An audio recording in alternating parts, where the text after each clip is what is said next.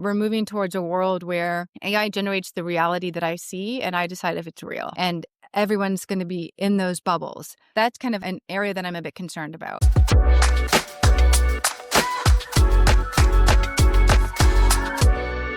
Welcome to another episode of the AI Download. I'm your host, Shira Lazar. I'm so excited for this one. It's a conversation with someone that I've admired for a while and who is a leader in AI, tech, and innovation. Her name is Sinead Bovell, and she's a futurist, the founder of WAYE, and host of the podcast, I've Got Questions. She's built a career translating what's next for all of us so we can better understand and be prepared for what's next. First, I've got to give a huge thanks to our series sponsor, Highlighter. They're your AI-powered reading assistant, bringing you smart, personalized insights so you can spend less time scrolling and more time doing. Check them out at highlighter.ai. And now, please enjoy my conversation with Sinead Bovell. Sinead, it is so great to have you on the AI Download. Literally, I've been waiting for this, and we went back and forth a lot, but it's finally happening. Thank you so much for having me on. I know we tried to make it work a couple weeks ago, a couple weeks before that, but now we're both here. So you've been so busy, but I want to start at like how it got started. How did you start being that translator between tech and people? Where did that all begin? It's a very zigzag career path, and I feel like nobody has a conventional career anymore, but this one is definitely very unconventional. So growing up, very academic, studied business, chemistry, finance. I just loved the library, really, to put it bluntly. But while I was doing my MBA, I also studied something called strategic foresight. So my master's in business focused on business strategy, so disruption and that whole angle, but as well, kind of doubling down on an area called strategic foresight. So studying the edge, the frontier of technology, of societal trends, of economics. How do all of these different factors converge, and what futures do they make possible? So that course was really a light bulb moment for me, but not enough that I took the plunge to recognize I could go do this as a career for other people and for other companies. Went down the path of management consulting, but felt a little bit trapped of the tendency to think our resumes are fixed and you can only grow linearly with them, which isn't true, right? You have the right to rewrite your resume as many times as you want. You change, and so do the things that you're interested in. But it just took me time to break out of that mindset. I was simultaneously scouted by a modeling agency.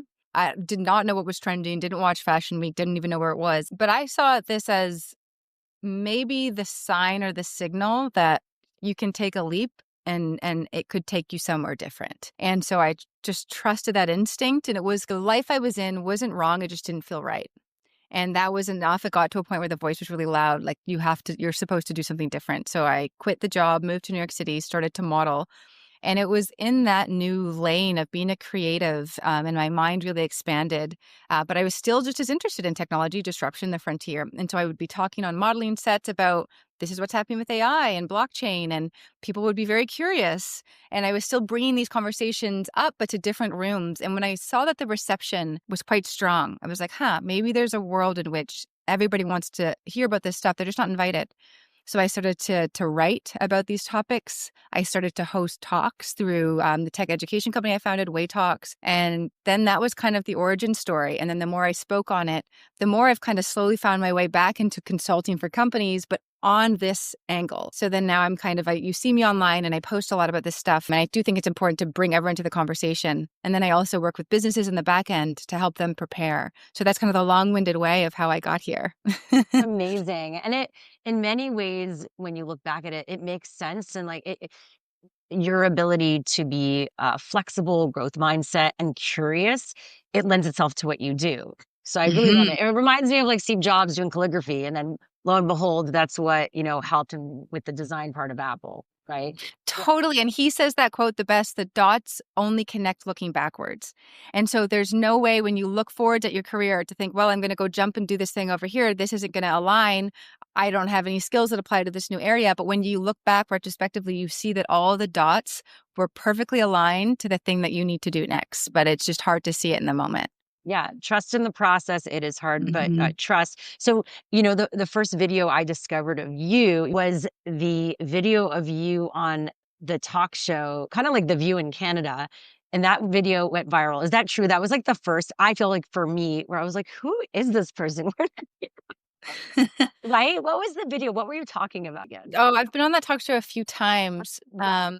There was one when I spoke about the cheating in education and how do you prevent cheating with an essay and with AI in writing. That one went pretty viral. It's the idea of the essay in and of itself. Like we have to raise the bar on what humans have to bring to the table because we have this new technology instead of asking people to do the same thing when the world has changed. So that was probably one of them. There was one about, I think, Hollywood, because that's what came up. Oh, yes. Oh, and that one kind of got taken out of context. So when you watch the whole show, it was a very different angle. But yes, this was at the very, very beginning when Dolly and the image generation models were taking shape and people started to really recognize this is going to impact Hollywood. But yes, that video, the idea of like, sure, AI is going to be capable of doing some things that Hollywood performers do. But part two is one, what happens to the data rights, which is something that if you follow me for a time, you know that I talk about that all the time. Like, whose data is this? Did they give permission? But part two, the future isn't just this automated version of the present. I don't think most people are going to want to watch the digital twin of their favorite actor. I think they're going to want to watch the person doing the thing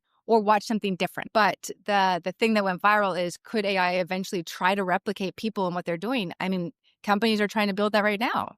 They're trying to train on actors' data and try to, it won't be the same and it will, it's going to glitch out.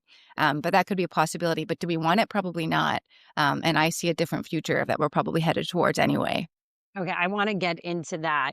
But then kind of that all led you to then start posting on social media. And now, of course, you have a podcast. But that was, do you think, an inflection point? That's when I'd say the world kind of woke up a bit more to the future.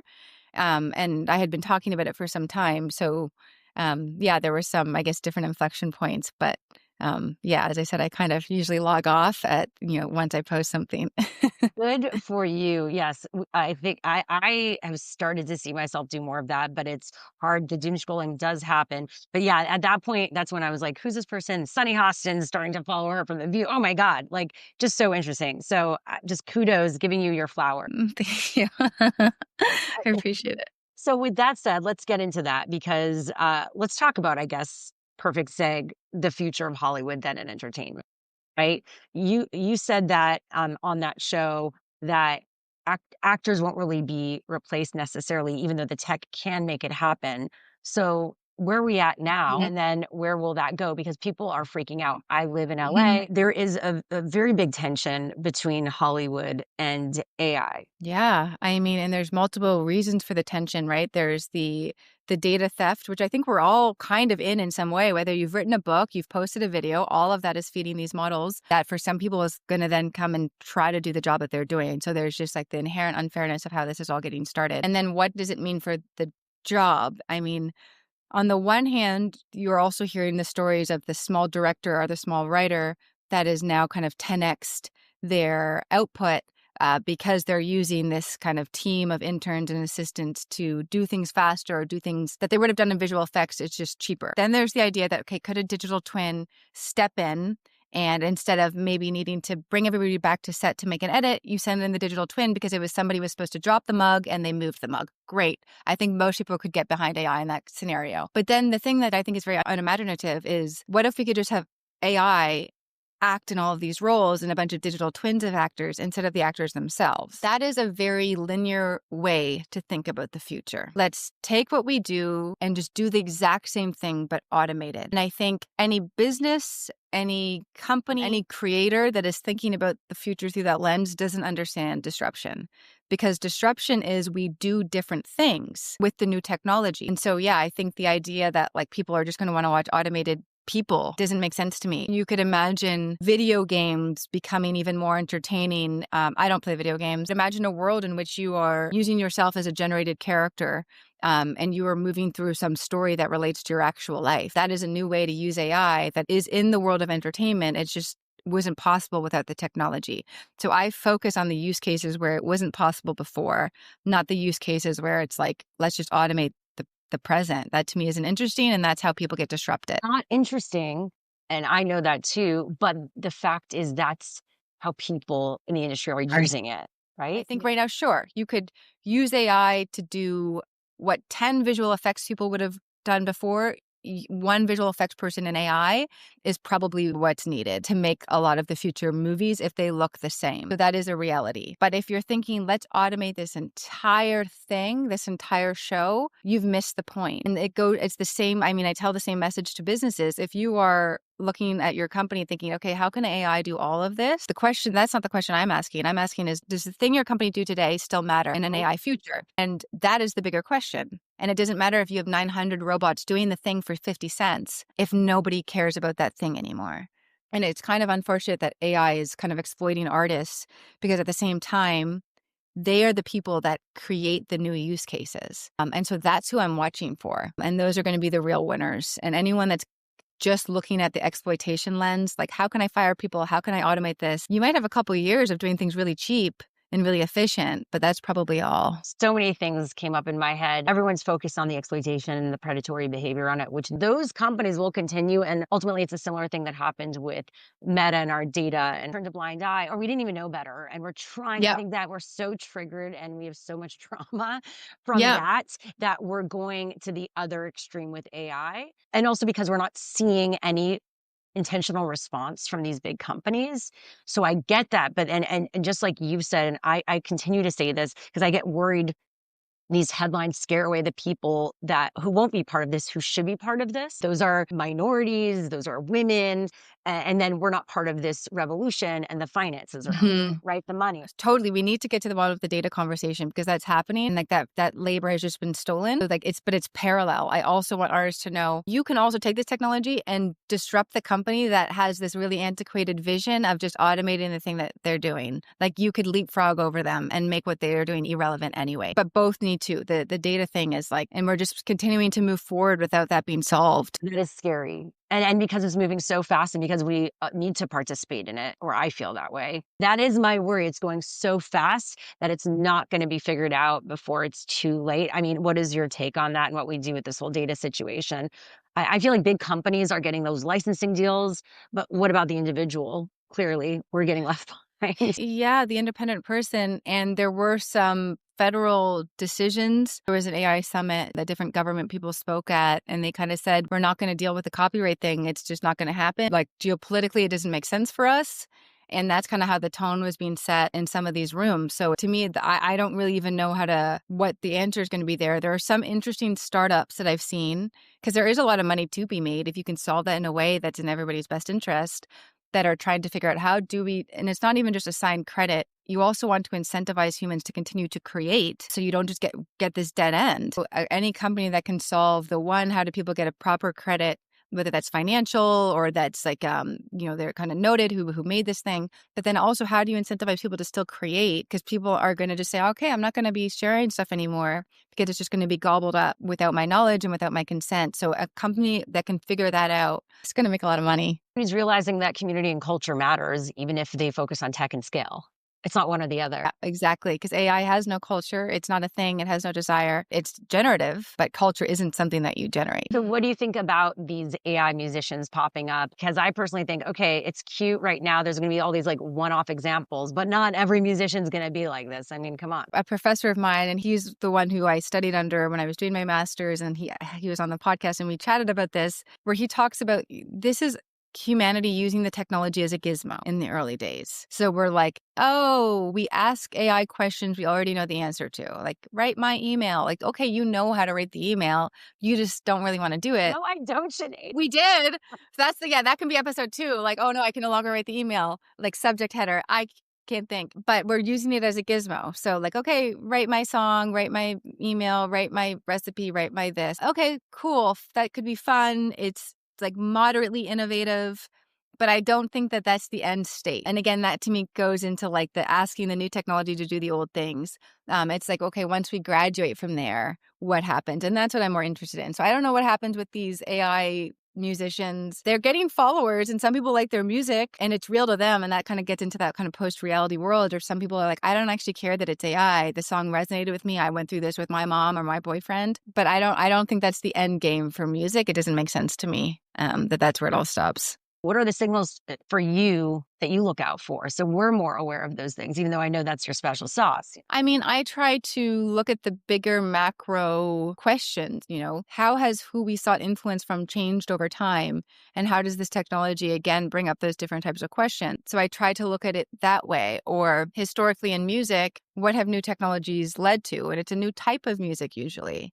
So that's where I tend to tune in. Well, let's get into a hot topic. It seems everyone is talking about AI and jobs. I mean, it does connect to the music because jobs overall, not just in the entertainment space. You wrote on Substack that AI isn't replacing workers, it's replacing workflows. And I think that's hard for people to see and understand when there's been so many layoffs, right? Including from these tech companies. How can people be thinking about it differently when they're seeing the numbers and they might be impacted their job? The numbers are terrifying. And it really does feel like the workforce cannot catch a break. Like even from COVID, there's just this constant probing at the workforce and it just is making it more and more vulnerable. And there's so much uncertainty. And so the point that I'm trying to make is that, some of these layoffs, some of it is that AI can do some jobs or companies are like, okay, AI can do enough of that job. That's definitely some of it. But the bigger thing that's happening is this structural change to the workforce where companies are asking, like, who do we need to be in this AI future?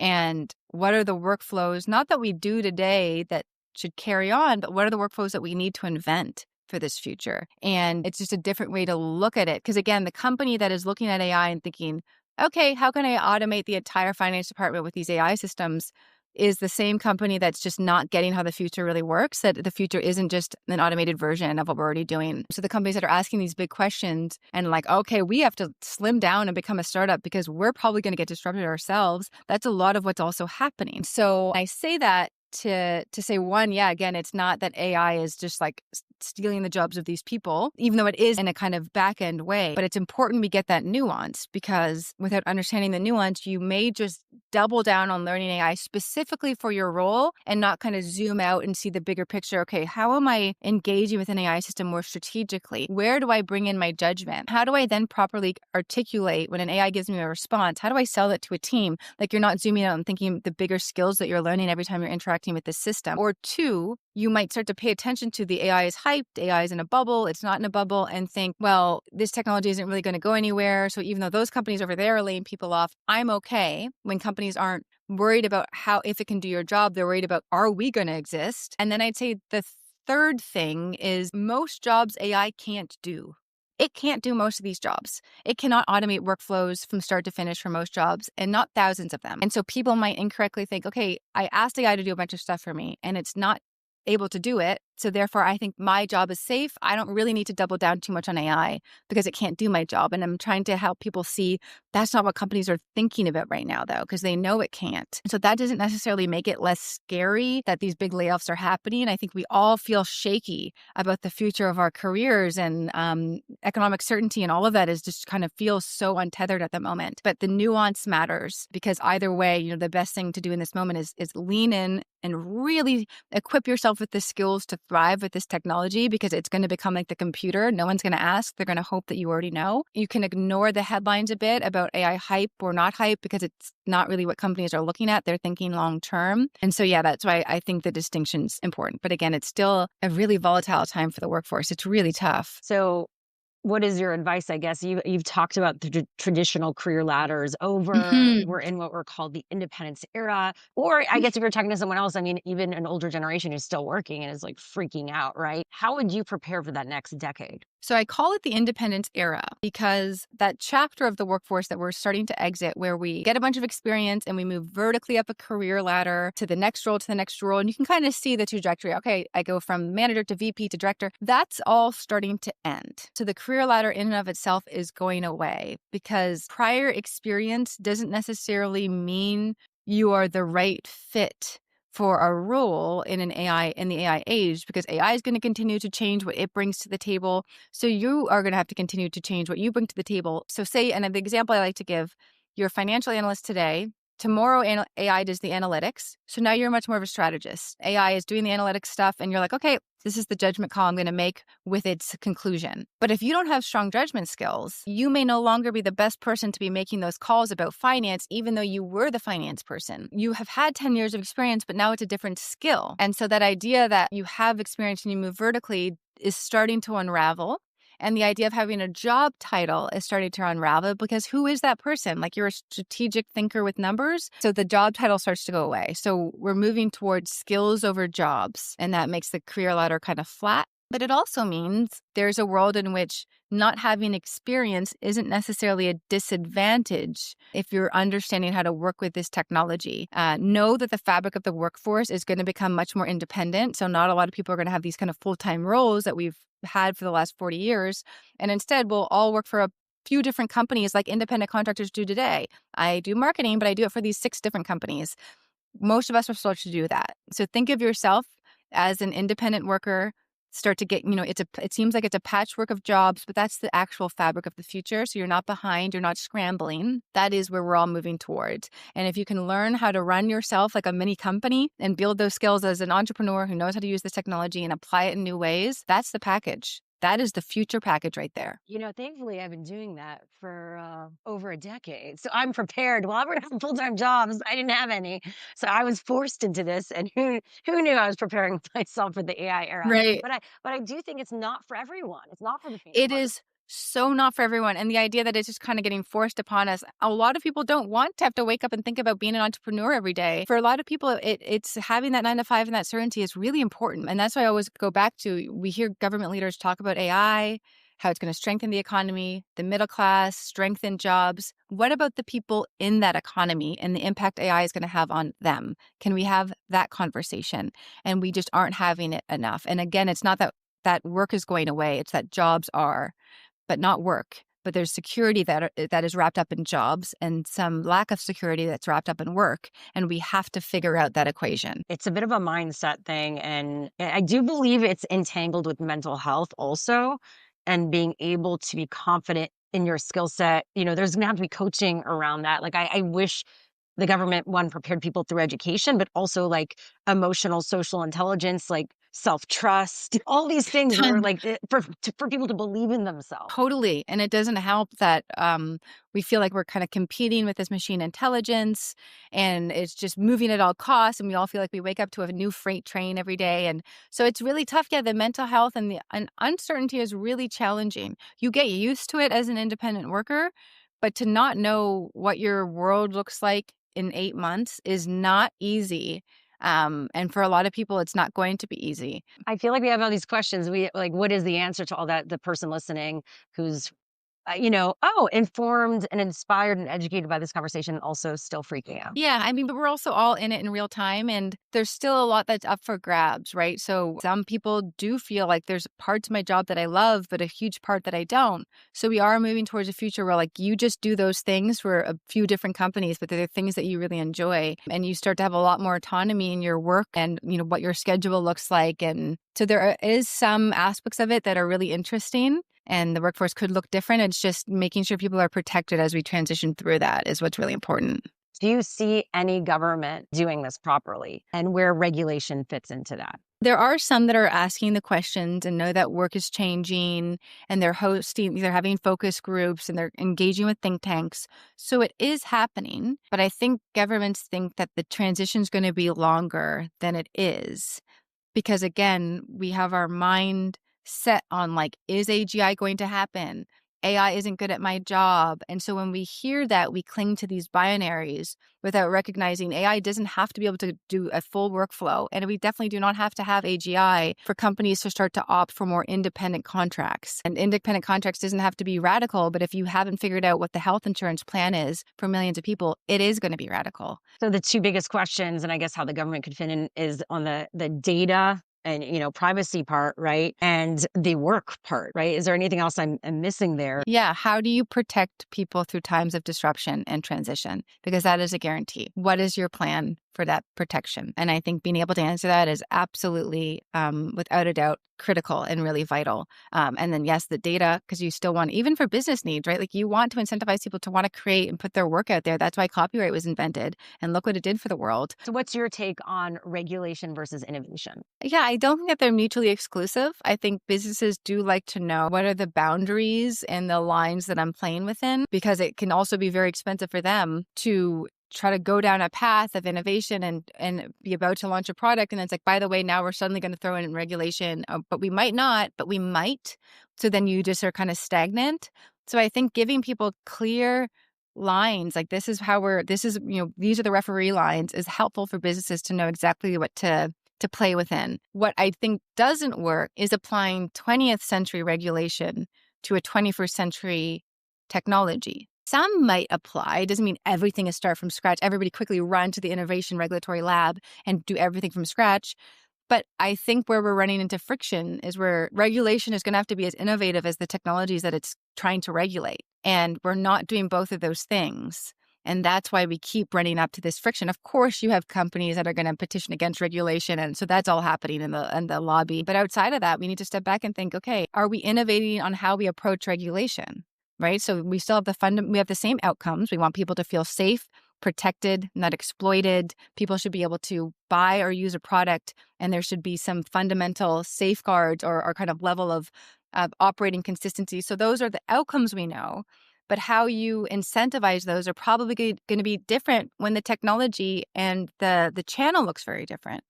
And so that's where I think innovation is on both sides. It's not just companies, it's regulation. And we don't think about regulation as an innovative technology, but it is. It's an invention. It's not nature. Yeah, I mean, I think that's really important. Almost like if it's a contract, there needs to be an addendum to it, where flexibility as things change in real time and ability to go back for a vote as we continue versus waiting for years. Sure, yeah. Or have just more adaptive regulatory approaches. Like that's also just a new model to regulation. When we talk about work and the worry around it, I do see building your own communities and being a creator, that's helpful, right? Because it's leverage, right? And you're owning, the hope is you're owning your community.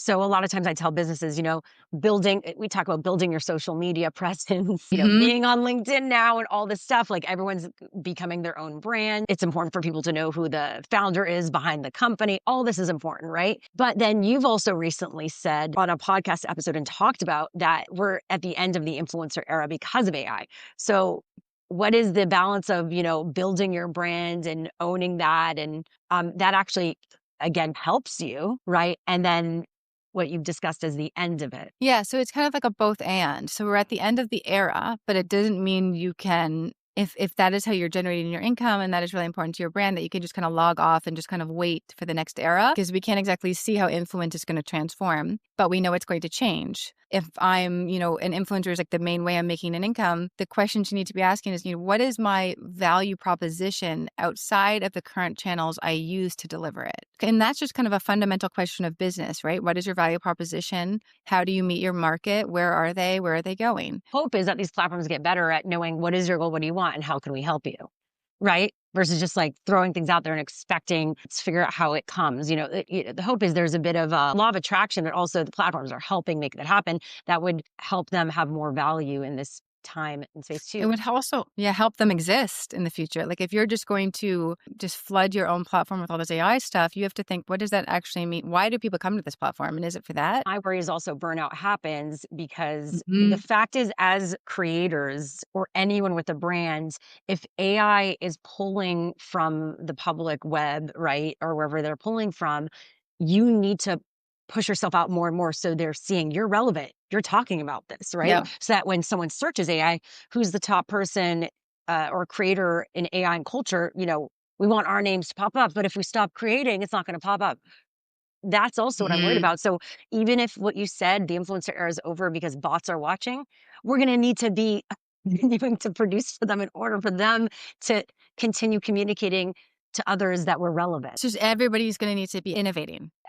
Change is coming for everyone, the platforms, the people on the platforms. So we all just have to recognize that and and the more you anticipate those trends too, the more you proactively change course. And I said this I think it was a recent Substack, companies are internalizing their own disruption. And we have to as well. So start to think, okay, how should I start to think about my value proposition? How does it apply in a new way? Asking all of those questions. So if the influencer era is over, you've said there's a post-reality era. Is that next? What does that even mean? So the influencer era, they're related, but it's not why the influencer era is over. The post-reality era I describe, and it's more even a bit more ominous and a bit more of a warning. We're moving towards a world where AI generates the reality that I see, and I decide if it's real. And you can see it in AI-generated boyfriends and girlfriends. Some people might look at that and say, "This is nonsense. What is going on over there?" And then to the people in those relationships, it's real to them.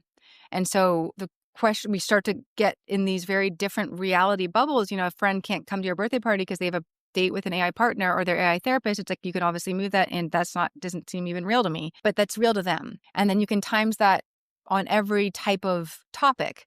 This is what my AI told me is the nature of the economy right now, and this is why I'm making this investment decision. AI generated it, you are deciding if it's real. And everyone's going to be in those bubbles unless we figure out, and I'm sure that there's going to be some common denominator of like where we all, like some common shelf that we want to engage with each other on. But that's kind of an area that I'm a bit concerned about. And even with the AI generated music, right? Some people are like, this is the best thing ever. I relate to it. I don't care who did it. It was a bunch of algorithms. And some people are like, this is awful.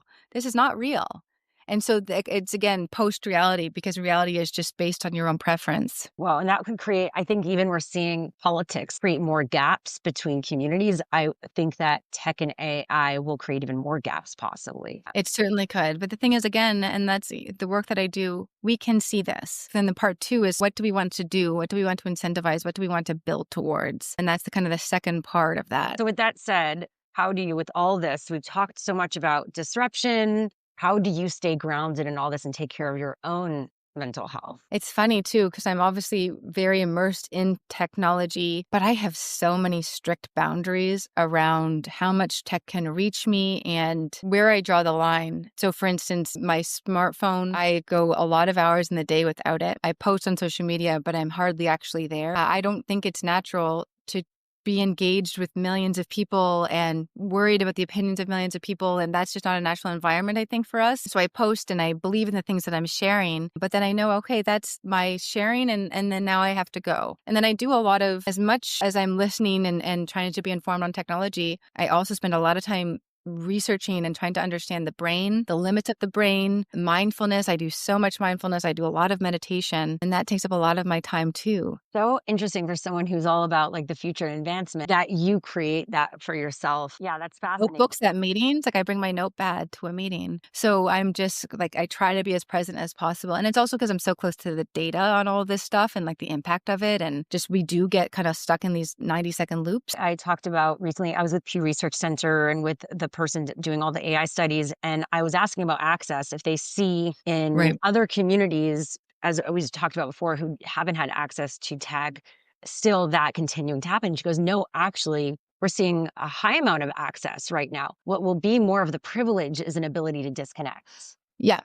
And that's going to be the signal of the future. I think people aren't going to be available and can't be found. And I think right now we're like way over capacity on constantly available, so discoverable, and it's just too much and it's not natural. And I think we've really hit the limits of what our society is capable of dealing with. We're not capable. It's not healthy for us to have 10 million people yelling about policy in a way that's not productive and just getting divided by these algorithms. Like, this is not a healthy environment for us. We know it, we feel it, and we're slowly now starting to see a next generation opt out. And I think that's a really great signal and an important one. So with that, you're doing a lot. You have your podcast. As we wrap, because people should check out your podcast a little, what's been your favorite episode so far and something you've learned that's been an aha moment? This is where I get really Canadian, and it's really hard for me to pick a favorite. I love that I've been able to have a lot of my professors on the show, because these are the people who influence the way I think. I've had Ajay Agrawal, the AI economist, come in and talk to us about jobs and skills and what do we actually need to learn tomorrow. Another professor, Alexander Manu, kind of the once-in-a-lifetime career reset that's coming. So these are all voices that have really influenced the way I think and the way I see the world. But the goal of the podcast is, what should you wake up and do tomorrow as a result of what you're learning? And I really try to answer that question for people. So, and I hope they're finding it valuable. But if you're not a listener, I also write a lot about this stuff on my Substack, and I go deeper into the topics as well. So trying to meet people where they are. Have you had any of those moments you're like, I didn't think of it like that, or I learned something? Yeah, I mean, there were many times. It probably doesn't make it on the show because we'll just kind of cut my strange reaction to it. But I'm constantly learning from these people, from many different voices. And I think that's also, there's a humility in this moment. Nobody really knows what's next. Being ready for anything is really important. And finally, what's your most unpopular opinion about AI? I can tell you an opinion that was really unpopular when I brought it up. And it was the idea of people generating a lot of different characters and speaking on behalf of those identities of those characters and not necessarily belonging to them. And that doesn't mean like we all have to, if you're creating AI generated characters for whatever reason, marketing or whatever it is, that you have to be that character. No, that'd be a nightmare. And that'd just mean the video game industry doesn't exist. But if I'm creating a character and speaking on behalf of that community through that character, that gets a bit weird. And we're starting to see some examples of it. And I did a TEDx talk on this maybe 3 years ago. The idea and the example I used was there was this white photographer and he created this Black AI influencer, Black female model, and then kind of spoke on her behalf to the community. And that was just a bit strange to me. And again, it doesn't mean that people have to create characters that look like them, not at all. But I just was thinking we should ask some questions about this. And now I think we're starting to see a little bit more of that happening. You're amazing. Thank you so much for your time. I so appreciate it. Of course. Thanks for having me. What an incredible conversation. I feel like this is one of those episodes you just want to go back and listen to again because she just dropped so many nuggets of wisdom. Anyway, please give her a follow at Sinead Bovell everywhere on social media. Check out her podcast, I've Got Questions, and of course her Substack. All those links in the show notes. And a huge thanks as always to our series sponsor, Hivelighter. You've got to check out the AI Download Collection where we've curated all the top headlines and stories from today's episode as well as previous episodes, so they're really easy to read and keep up with the stories that we are covering. Click the Hivelighter link in our show notes to get smarter and to create your own. If you love this episode, please subscribe to the show, give us a great rating, leave a review. It really helps me keep growing the show independently, and I love doing the show, so your support matters. We've got so much more coming your way, so I'll see you next time on the AI Download.